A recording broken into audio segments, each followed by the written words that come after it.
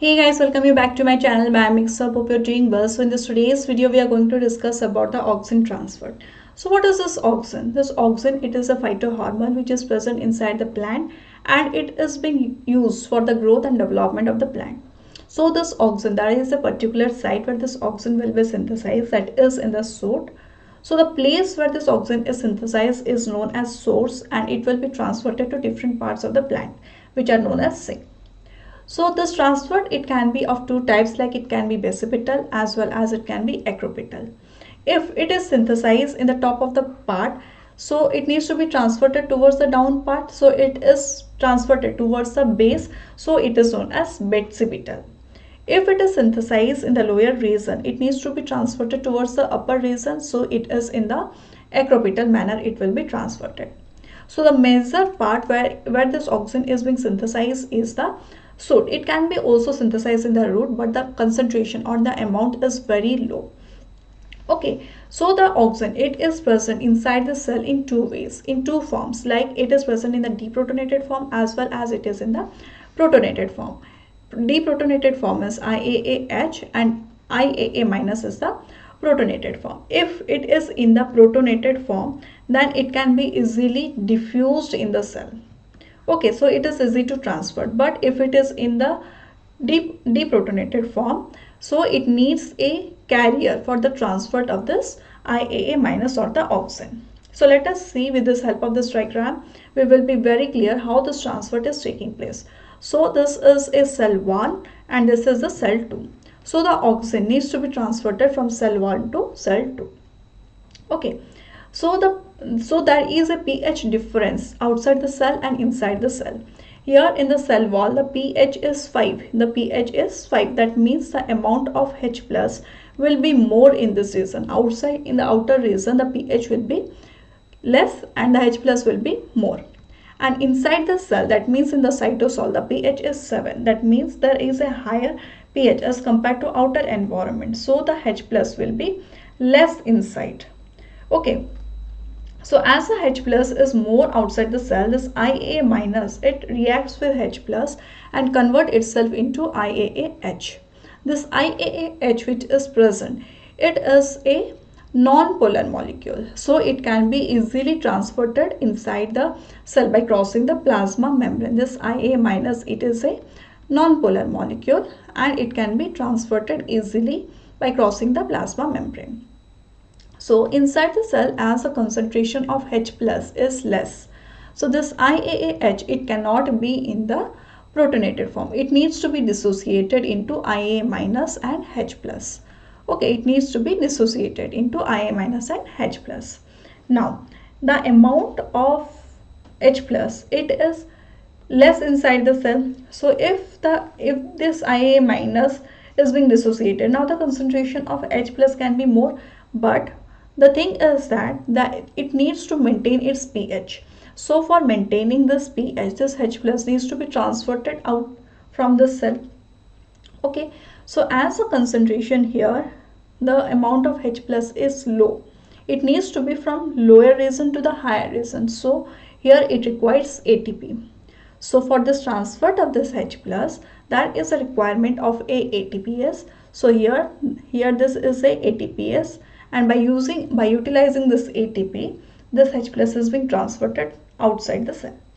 Okay, this is how the IAH is being transferred from one cell to the another cell. So now let us see how this IA minus will be transferred inside the cell. So this IA minus, it requires a carrier protein for the transfer. Okay, so here as the concentration of H plus is more outside the cell, so this H plus can be diffused easily. It does not require any ATP. So here the 2H plus, at a time 2H plus is being used when it is transferred. Along with this 2H plus, this IA minus is being transferred inside the cell. Okay, so this 2H plus, it is not using energy. But this transfer of the IA minus, it is an energy dependent process. How? Because it is this AH plus which is present outside in more amount. It is by utilizing this ATP, it is using this ATP for the maintaining the higher concentration of H plus outside the cell. So this is not direct, it is not utilizing direct energy, but it is utilizing indirectly. Energy is being utilized for this transfer of this Ia minus. So the transfer of this Ia minus, it is by the secondary active transport. So what is the difference between the primary active transfer and secondary active transfer? The main difference is that in the primary active transfer, it directly utilizes the energy, but in the secondary active transfer, there is indirect utilization of energy. Okay, so in this way, this Ia minus enters from one cell to the another cell. So this is the influx of this Ia minus.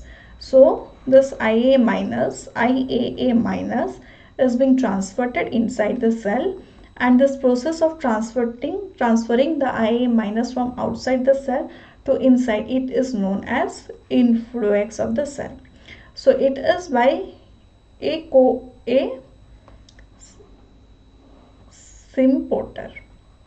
Okay, so when this 2H plus is being transferred from outside to the inside, this Ia minus is being transferred to the cell or to the cytosol.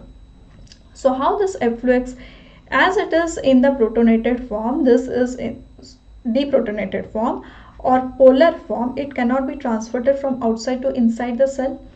So how it will be transferred from this cell to the outer region? So for that also it requires another protein. This protein is the pin protein. It requires pin protein. Okay, for the transfer or for the efflux. Okay, now we will discuss. Now let us be very clear with this transfer of the IAH and Ia minus. Like this IAH which was present, it was present in the protonated form, so it can be transferred to the cell through the process of diffusion, or else it can also use another one protein, that is Auxin protein. So after the transfer of the IAH inside the cell, it cannot be in the protonated form. It should be dissociated into Ia minus and H plus, because the amount of H plus inside the cell is low. So now it cannot be in the protonated form. So now to maintain the pH 7 inside the cell, this H plus which is present inside the cell, it needs to be transferred out. So it is by using a ATPase, which requires ATP for the transfer, because it is being transferred from the lower amount to the higher amount of H plus. So here the H plus is being released outside. Okay, so here the other things which are required is, there is requirement of other two proteins like ABCB protein and pin proteins are being utilized.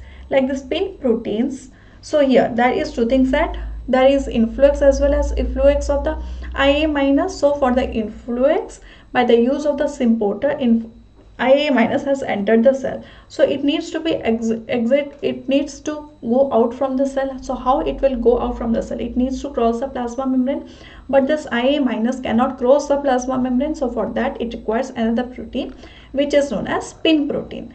This pin protein will it utilizes ATP and it transfers this Ia minus from inside to outside the cell. Okay, now this Ia minus which is present, it is now the amount of H plus is present in higher amount outside the cell.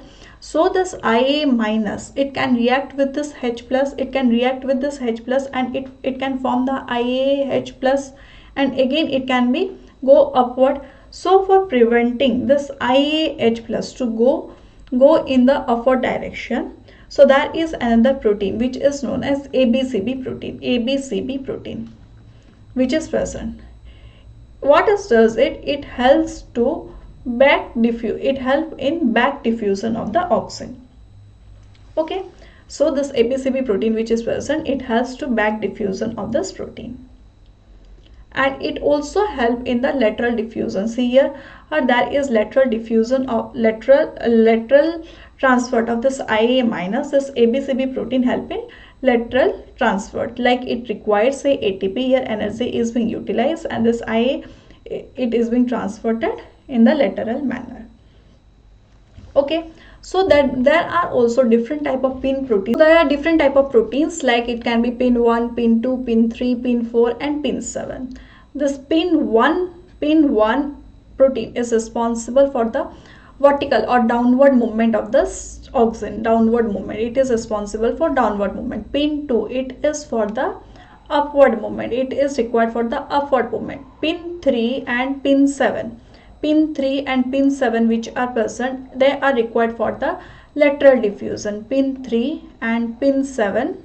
Pin 7 for lateral diffusion.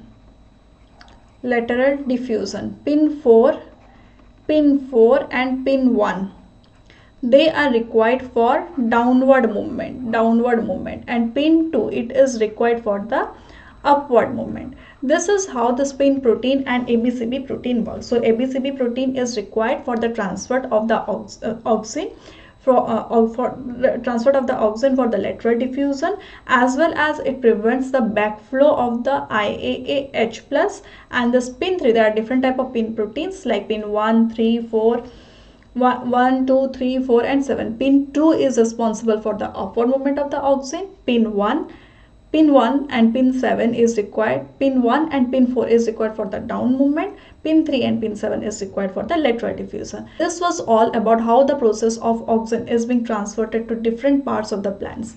Thank you everyone for watching this video till the end, and if you like this video, please don't forget to share and subscribe. Thank you.